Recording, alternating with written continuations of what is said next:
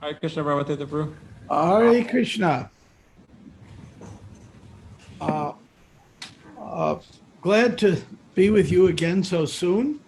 And I apologize, I can't be there in person. I wish I could be. Next time I think I can be, but my wife's still going through chemo, and so I have to avoid crowds of people mixing with too many people. But that's over now, so hopefully the immune system will restore and I could be there with you. We're great personalists, and I find Zoom to be a great boon in that I can be with people all over the world, and a great curse that you can't really be with people. So like everything else, it's something good, something bad. But everything is auspicious. Before we begin the class, we'll tell a story like that some of you, I'm sure, already know, that puts this in a context. There was once a king who had a very good prime minister, and his prime minister was also his best friend. They did everything together. Then the king had some accident in his martial arts work, and he lost a finger. And the prime minister turned to him. Does somebody know what the prime minister said? Who knows the story? Anybody know? Everything Krishna does is good. Yes, and this is for a good reason. There's a reason for everything. It's all good. Krishna's always kind. The king was so upset, he sent his prime minister to jail. And the jails in this kingdom were not pleasant. And so the prime minister then is forced to be in jail. Then the king went off to do his martial arts in the forest, his practice as he does. And he always went with the prime minister, but this time he went alone. And a gang of thieves caught him, rogues, Kali worshippers.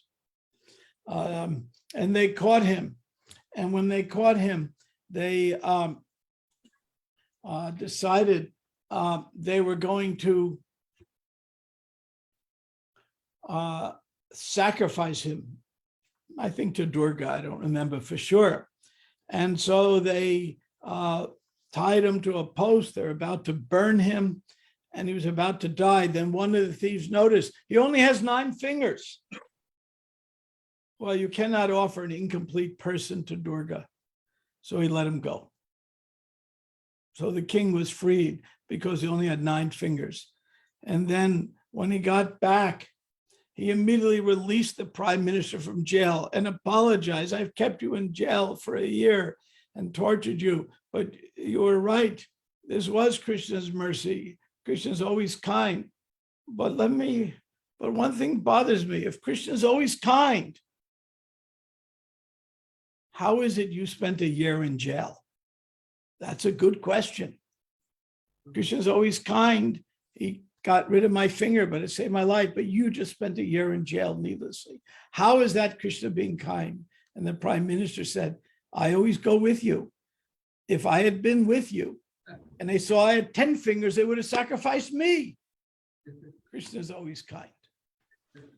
So we're going to, as we get into this chapter, we'll see how that theme develops. So we'll begin now. Om Namo Bhagavate Vasudevaya.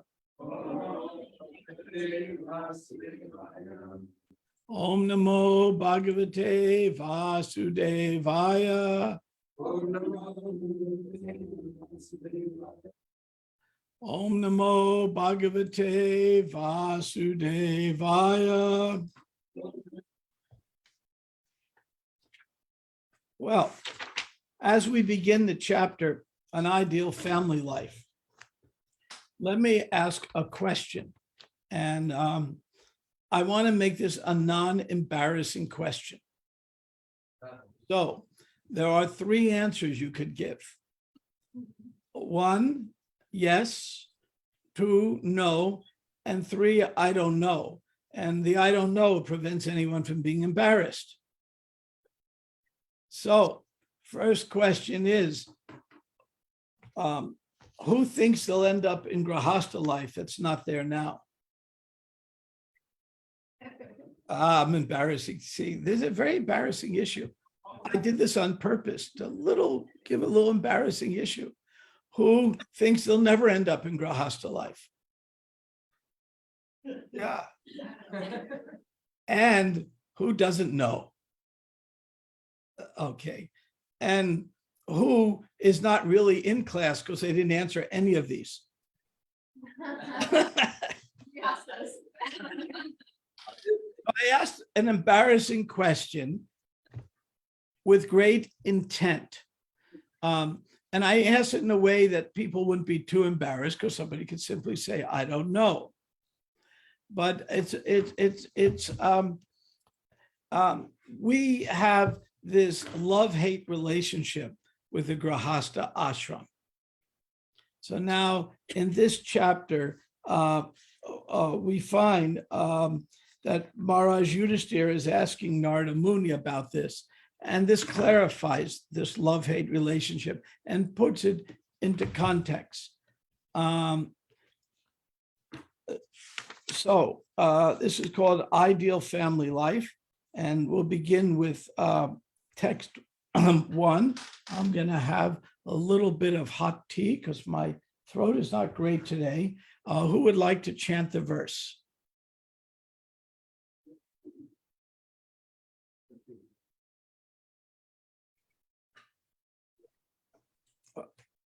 Shri Yudhisthira Vacha Grihastha etan padavim Vidhina yena chanjasa Yaya devarishe bruhi Madrisho grihamudhadi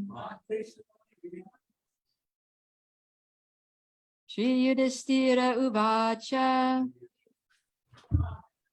Grihastha etan padavim Vidhinayena chanjasa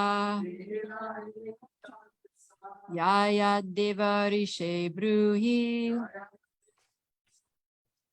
Madrisho grihamudhadi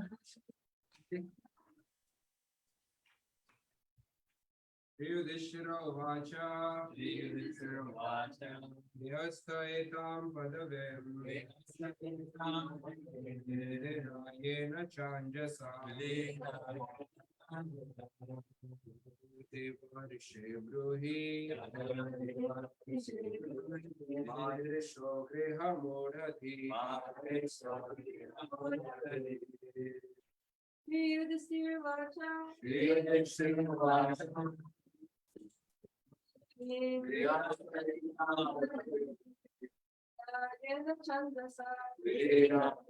Chandasa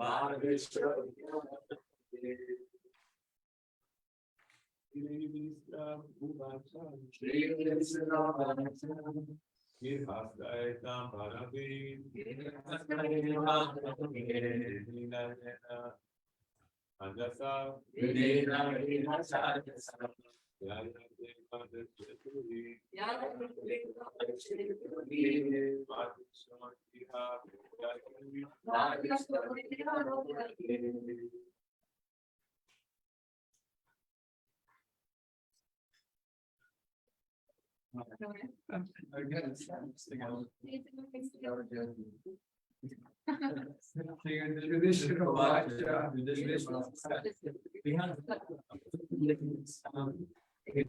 This was mentioned in the previous chapter. Very scripture. Yeah, like which. Also, easily. Make it. They were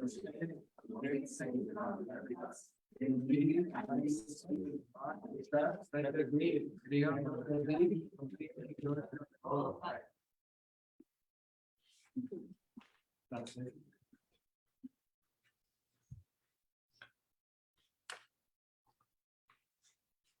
And read the translation. Oh, I know. Very sweet. I don't explain now. He was training them all. Now knowledge of the book of the mind. And also pretty easy to make liberate. But when confidence of it. Okay, so I'll go to the purport. And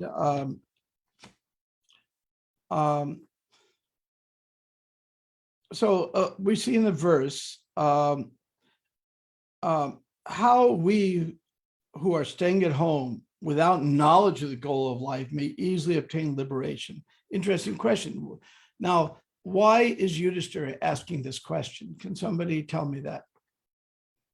Simple answer. Yes, anybody? In the previous Chapter was about sannyas ashram and he felt like he cannot do that. So he's wondering what can he do? Perfect answer. Yeah, because he is one. He's a grahasta. So he's asking, what am I to do? I'm not a sannyas. I'm not a renunciant. Am I just finished? Am I done? Am I like a riven cloud, as Arjuna asked?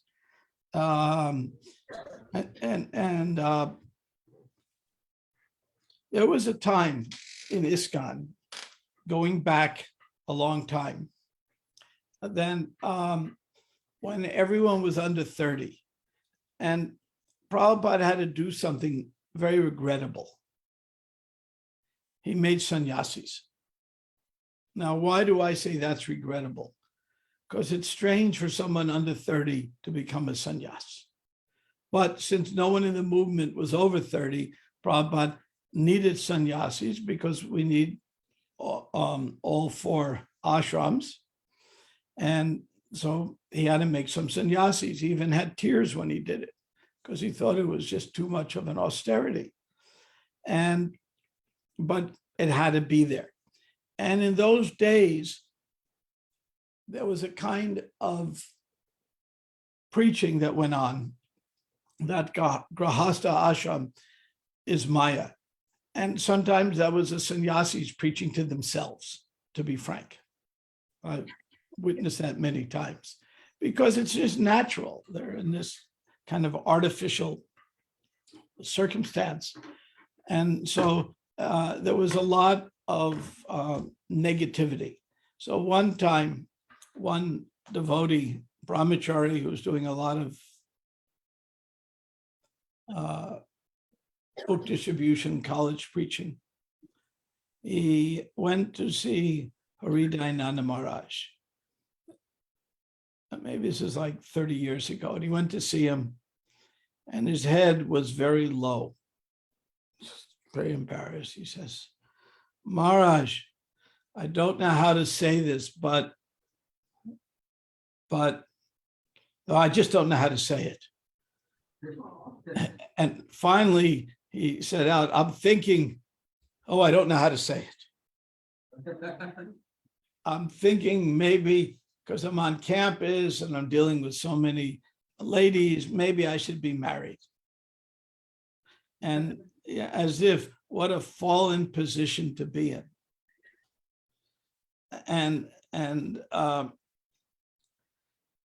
So Maharaj said, you got it backwards.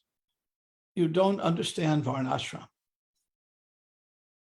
In Varnashram, you start off as a brahmachari. Then the next step up is a grahasta.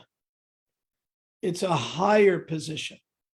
Now, if somebody wants to remain brahmachari their life, that's very nice. And there's a lot of examples of sadhus doing that. And Prabhupada would encourage it if somebody really had that nature.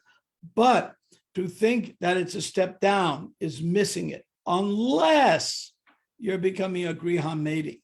Then it's a step down. Griham mating means you're there just to enjoy the ashram.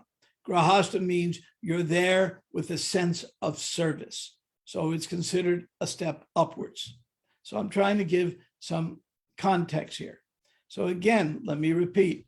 If somebody wants to stay in a brahmacharini ashram, fine. What Prabhupada was discouraging is what's called the bachelor ashram. The bachelor ashram means you're outwardly in the dress and the mood of a brahmachari, and inwardly you're thinking of the opposite sex a lot. Prabhupada was discouraging that. But if one can be a brahmachari, brahmacharini, great, or if one has been through that and is vanaprast or whatever, great. Now, we're going to discuss more details of it, but we'll get into the purport first.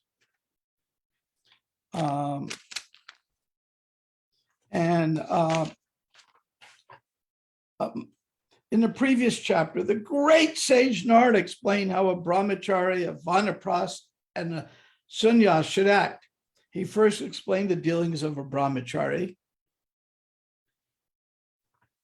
vanaprast, and sannyas, because these three ashrams are extremely important for fulfillment of the goal of life.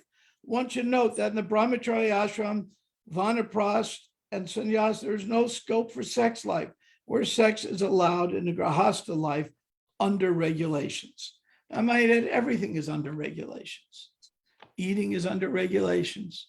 Sex is under regulations. Sleeping is under regulations. And this is called sadhana bhakti, in which we regulate ourselves, because our minds are generally very bouncy, and some regulation keeps our minds within boundaries. So Narada Muni, therefore, first described brahmachari, vanaprast, and sannyas because he wanted to stress that sex is not at all necessary, although for one who absolutely requires it, they're allowed to enter grahasta or household life, which is also regulated by the Shastras and Guru. Yudhisthira could understand all of this. Therefore, as a grahasta, because he is one himself, he presented himself as Griham Medi, one who is completely ignorant, a Griham Mudhadi, who is completely ignorant of the goal of life. A person who remains a householder in family life is certainly ignorant of life goal. He's not very advanced in his intelligence. As soon as possible, one should give up his so-called comfortable life, prepared to undergo austerity or tapasya.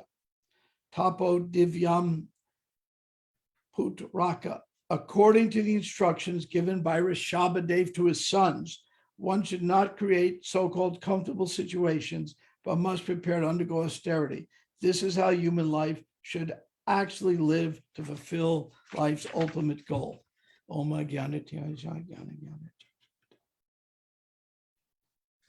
Well, let me unpack some of this for you. There is so much here that can be said and talked about, and I want to leave plenty of time for questions. Prabhupada gives an example later on in a purport. He says, it's a really nice example.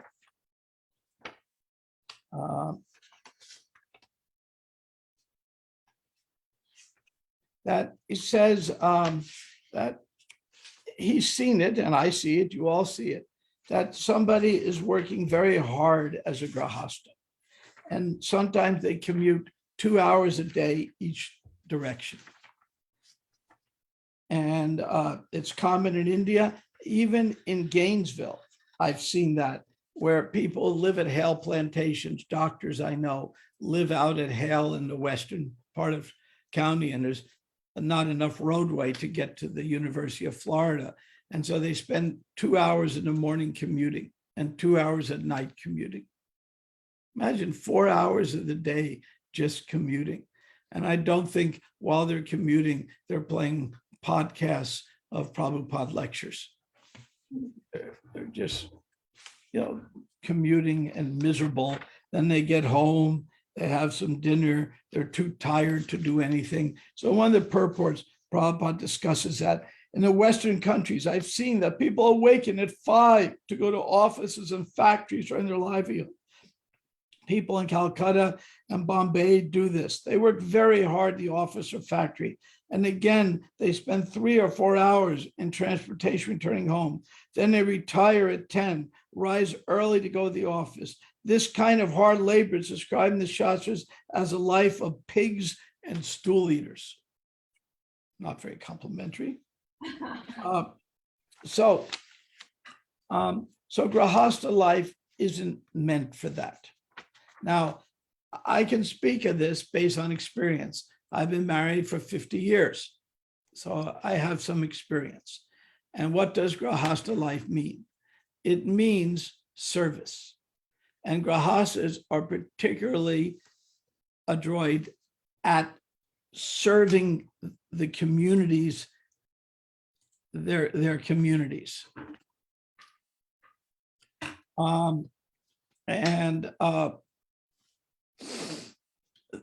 Grahasthas have the business of the sannyasis are not supposed to be engaged in business. And when I've seen my sannyasi friends engage in business, Krishna has always made it very difficult. Sannyasis are not intended to be businessmen. And Kshatriyas also not businessmen. They have a certain duty.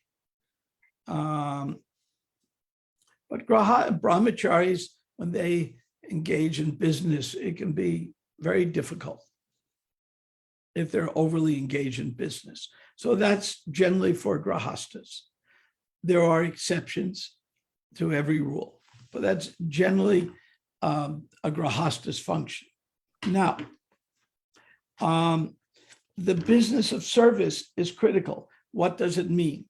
Now, let me ask you a very difficult question for those of you who have studied Shastra and know.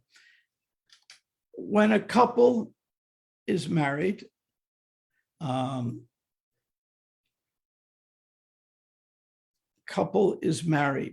question is it the husband who serves the wife or the wife who serves the husband?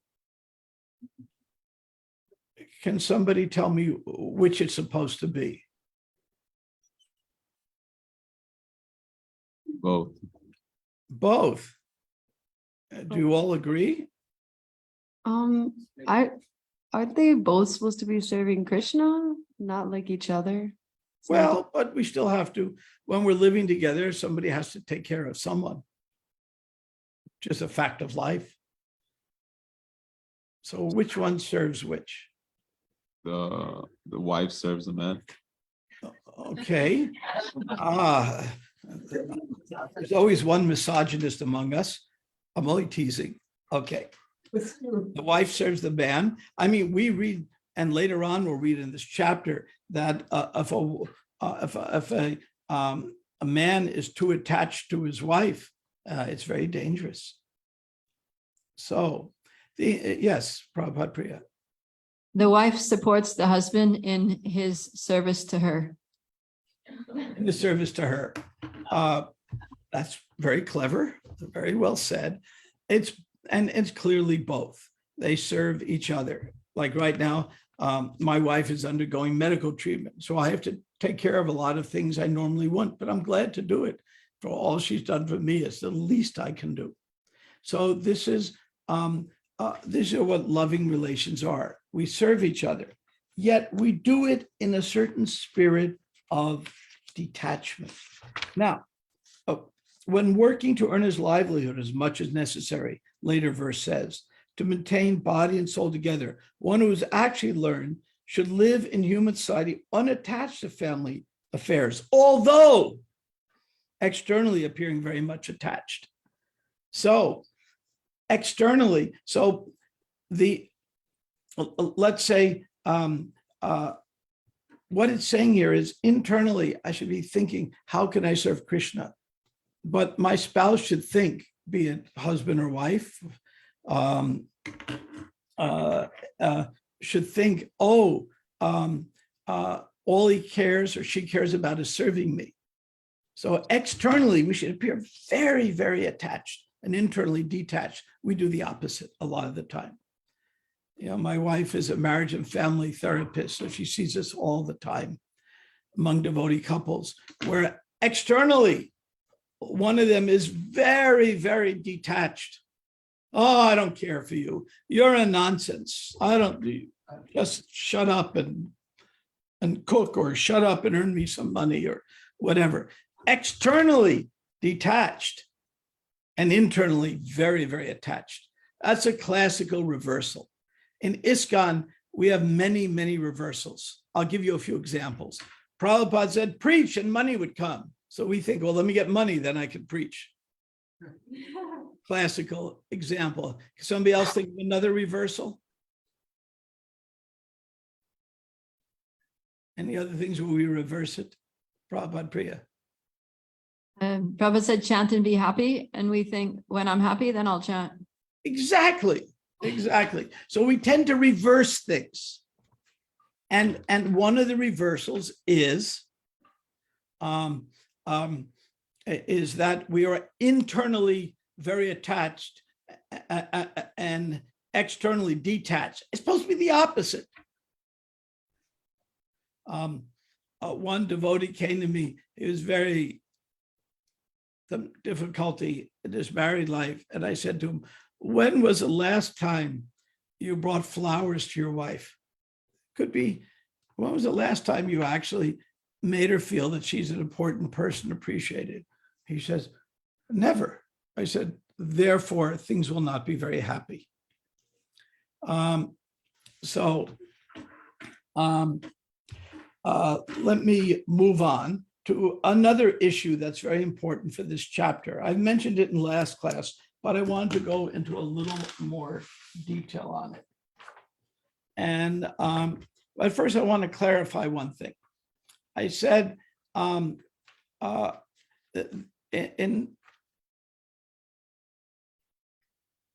I'll make this point and then I'll clarify. There are two ways to look at what we're reading in Shastra. A very important hermeneutical principle. Hermeneutics means a way of understanding scripture. That's all that term means. Very, very important. There is descriptive versus prescriptive. Now, descriptive is the way things ought to be. And not the way things ought to be, the way things are. This is how it is. And prescriptive is the way things should be. And for example, in grammar, we have, what's an example of prescriptive grammar?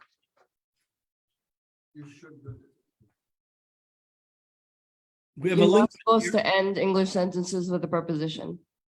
Correct. And what's an example of descriptive grammar? People end their sentences with prepositions all the time, or else you get, something like, that is an indignity up with which I will not put. That sounds weird. It sounds like Yoda. Okay, Yep. so yeah, okay. So exactly. And nevertheless, we have words that enter the dictionary every year. The Oxford Dictionary, the Merriam-Williams Dictionary add words because words are entering the language, and the rules of grammar change over time. So prescriptive generally means conservative, how things should be, and descriptive is how things are. When we're reading Shastra, some of what we're reading is descriptive and some is prescriptive.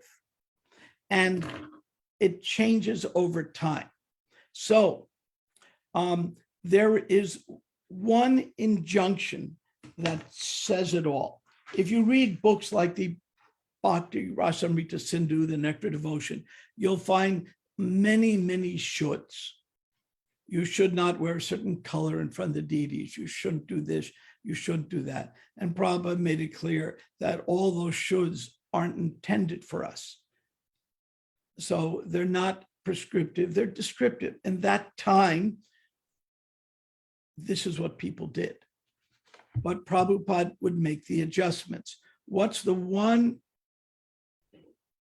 adjustment we never make? The most important thing of all the injunctions we have. There is one injunction that's more important than anything else, and that never changes. And almost everything else has some wiggle room. What is that one injunction? Always remember Krishna and never forget him. Exactly. Well said. Who said that? I can't see. I do not. Very well said. Well said. Everything else becomes secondary. So I'll give an example now. In our society, we'll find that not everyone's going to get married because marriage has become difficult. We have some people who maybe are not attracted to the opposite sex, but the same sex. And there's a wonderful paper on this called Vaishnava Morality by Hriday Nandaraj. So that puts into context how we understand these things. And some people just, married life can be very tough in this yuga. They'll stay single, but they're not necessarily a renunciant. So how do we make all of these adjustments? Well, the way we make the adjustments is simple. Never forget Krishna, always remember Krishna. That is the main injunction we follow. Then the rest are details. And with these details, we have to work it out. Now, how do we work this out? That's why we have spiritual mentors, spiritual masters, spiritual guides, because they can work out the details according to time, place, and circumstance. Prabhupada gave us two very contradictory instructions. One was don't change anything. What was the contradictory instruction he gave?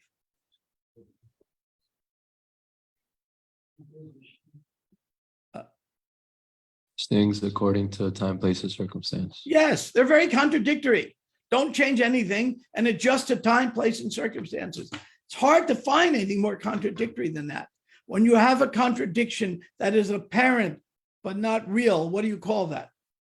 What's the term? There's a term for an apparent contradiction. Paradox. Paradox. We say stool is contaminated. But when I lived in India, I cooked on cow dung.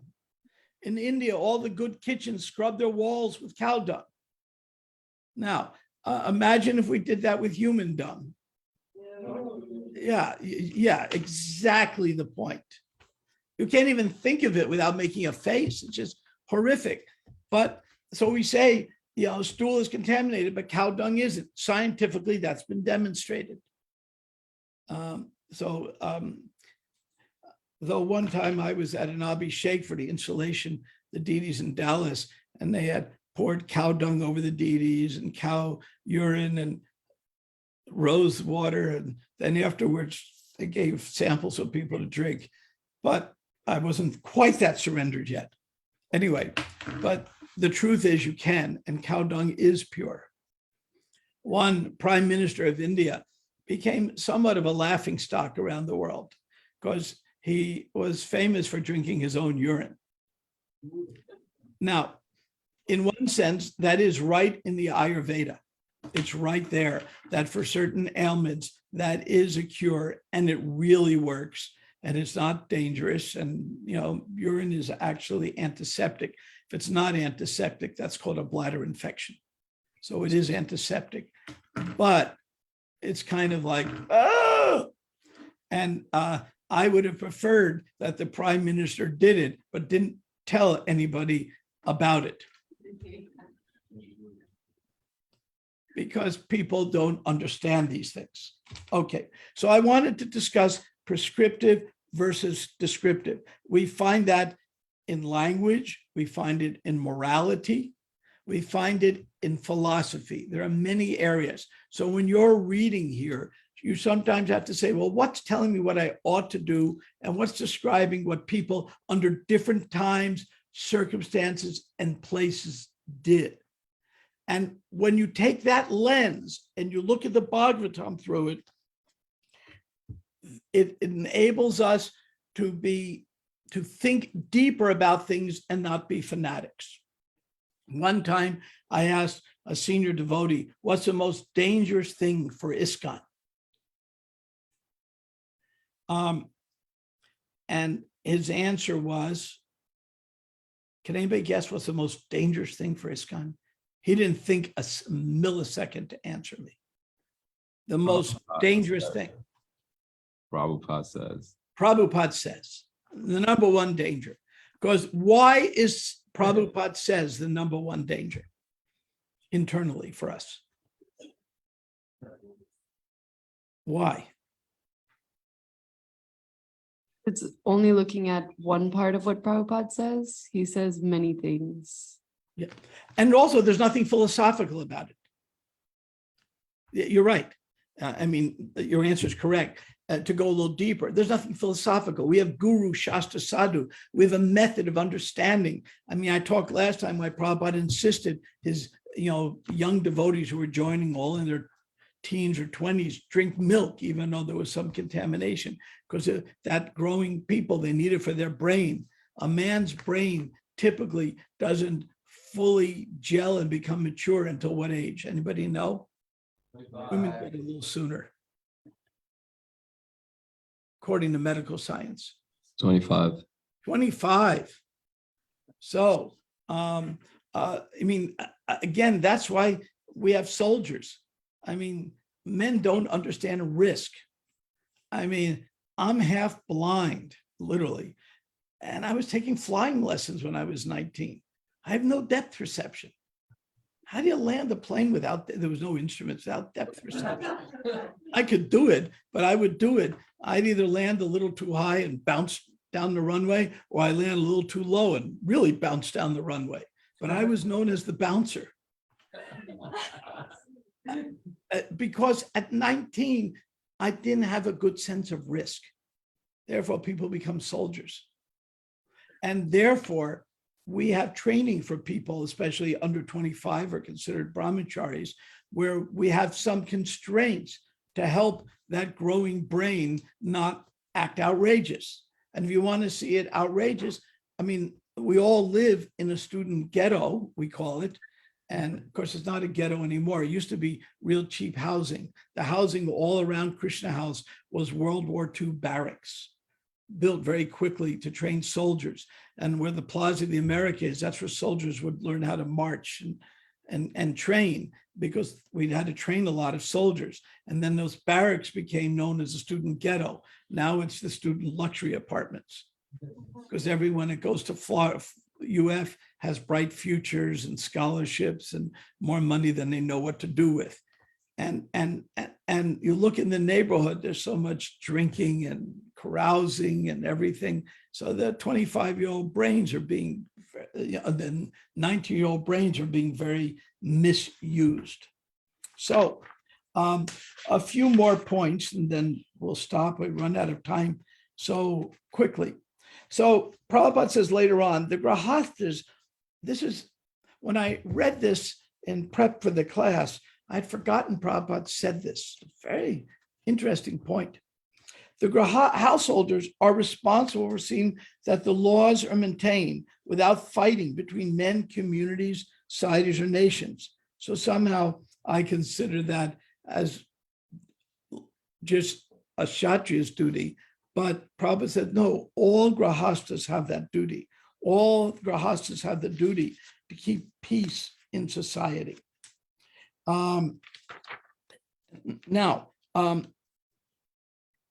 Also, another emphasis that's given here is grahasthas should not accumulate too much.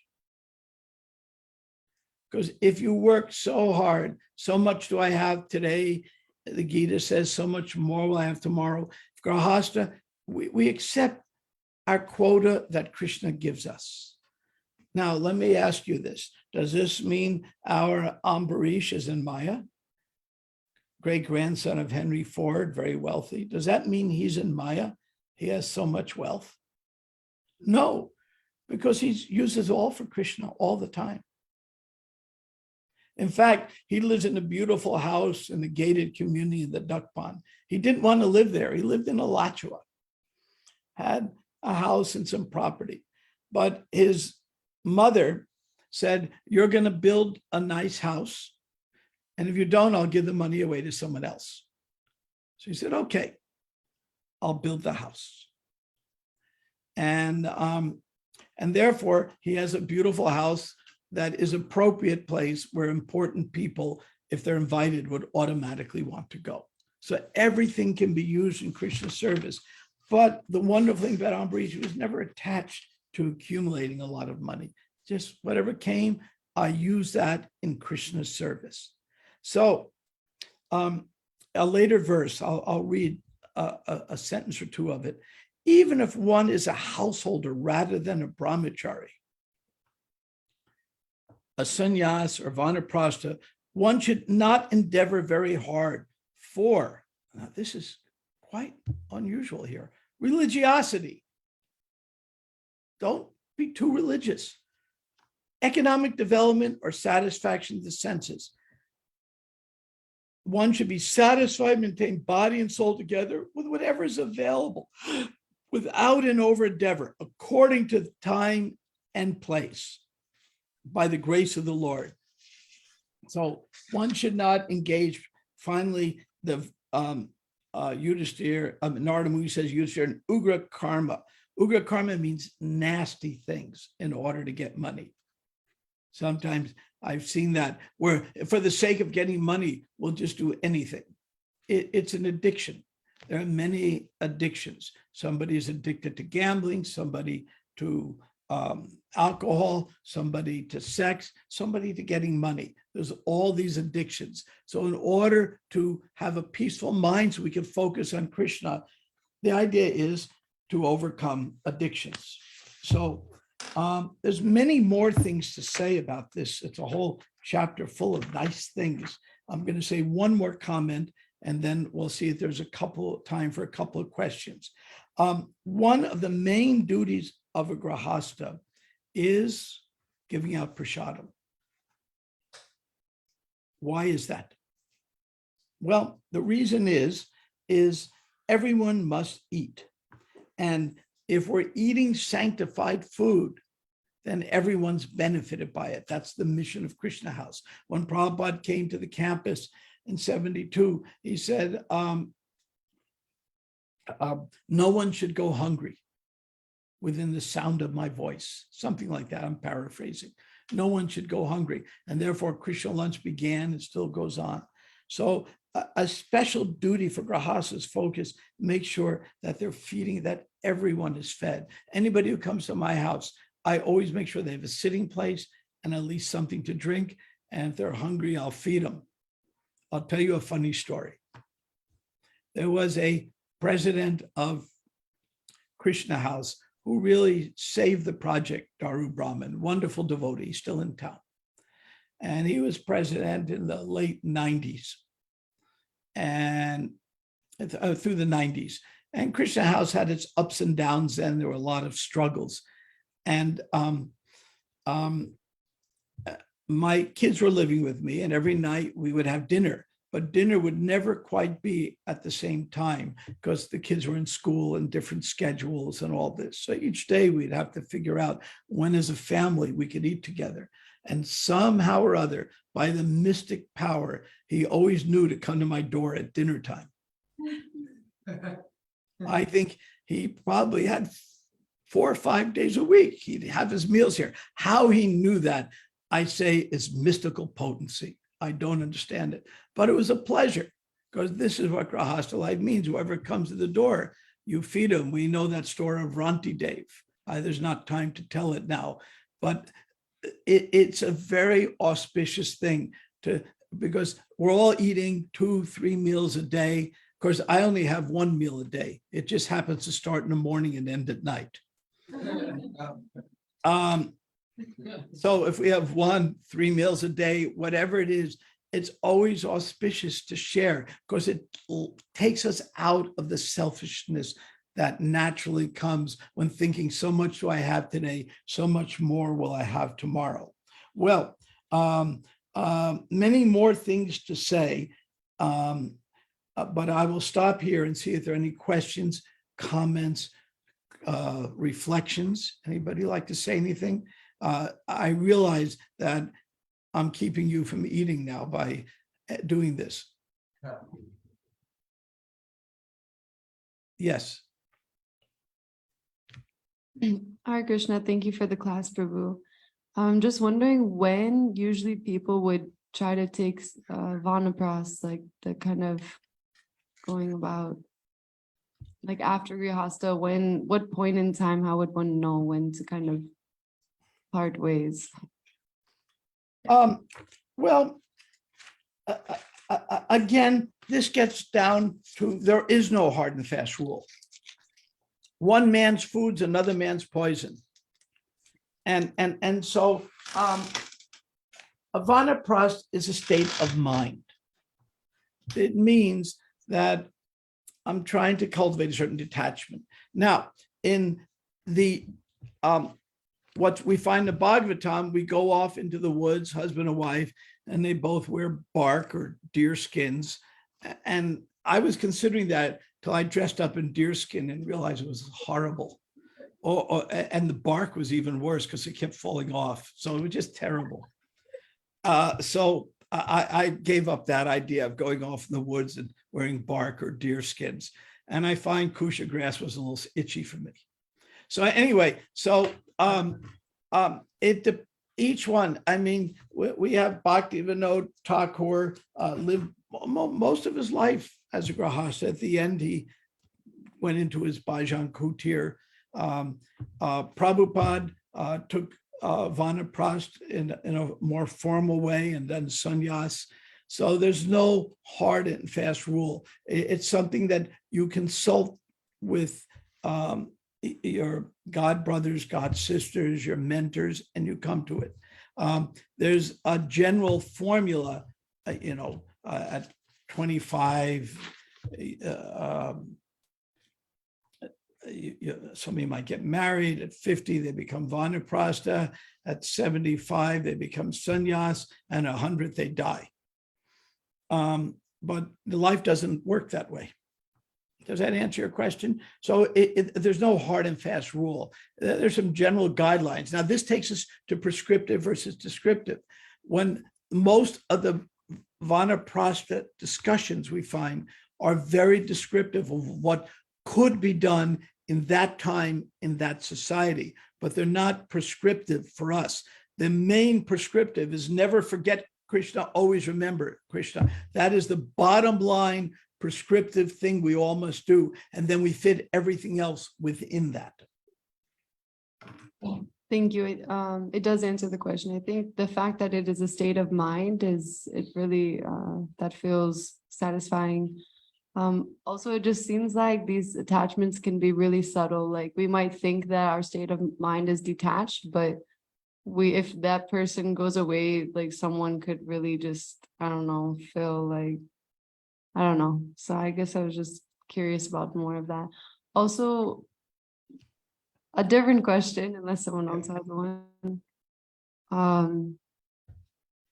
Okay, so you were talking about how Prabhupada was kind of contradictory, how he said that we should not change anything, but we should adjust to time, place, circumstance. Making adjustments is different than making changes, yeah? Because maybe the principle is still there, but we're just adjusting it for according to time, place, circumstance, but that doesn't mean it's changed totally. I'm going to give you the wisest answer I can for that. Prabhupada Priya, answer that, please.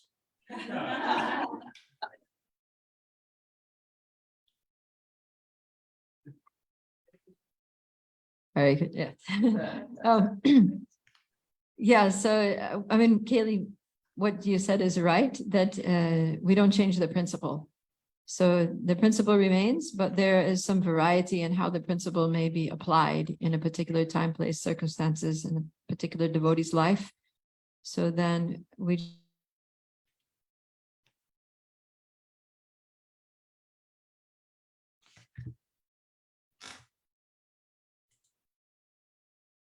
Oops, can you hear me? yeah, we can hear you. Okay, the Zoom froze for a moment. Okay, it froze again. It looks like there's a movie going on and all of a sudden everyone stopped. Okay. Yeah, go on, Prabhupada Priya. Anything else? That's it. Okay. Yeah, it's a balance and it requires a certain intelligence. Therefore, we do classes, morning classes, evening classes, reading. Prabhupada said to me, try to read our books every day. And I find, especially before I go to sleep, I read Chaitanya Charitamrita, and it just clears my brain. Our mind, we're in Kali Yuga. There's so much going on. So we always have to constantly be washing our brain. And by doing that, then we get deeper intelligence. Then we can see these are not real contradictions, but they're really paradoxes. Okay, is there any last question or we'll stop? Okay, thank you very much. I did have a song to play, but I ran out of time for that. The Secret of the Grahasta Ashram. I was going to tell you that. Is there time for that? Okay, I'm going to give you the inner secret of the Grahasta Ashram. And this is the secret of it. And those of you who become Grahastas, if you remember this, you will be very successful in your ashram. So this is the one word secret of the Grahasta Ashram. And give me a second.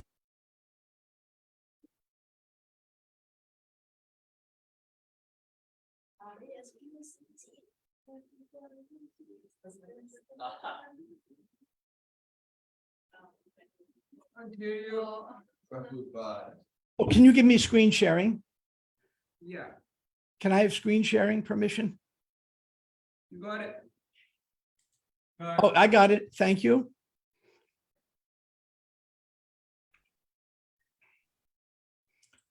This is the secret of Grahasta Ashram.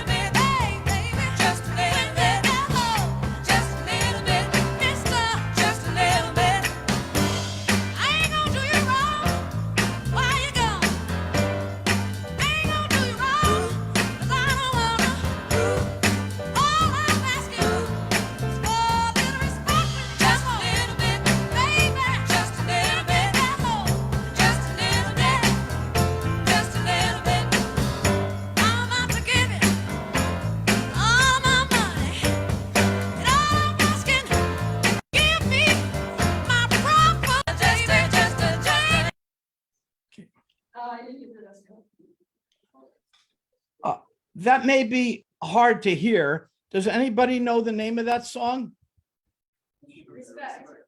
Respect. It's Aretha Franklin. She's a gospel singer. And the song is Respect. She spells out, but a little hard to hear that. And it's respect. So the whole Grahasta Ashram is based on mutual respect. That's what makes it work. And when you read this chapter and when you take all the instructions together, that's where you end up. And if you have mutual respect, it's a successful ashram. And when you don't have mutual respect, it's not a successful ashram. So that is the sum and substance of what is being taught herein. So with that, we'll stop here. Thank you very much. Have a blissful day in service to Krishna. Hare Krishna. Thank you.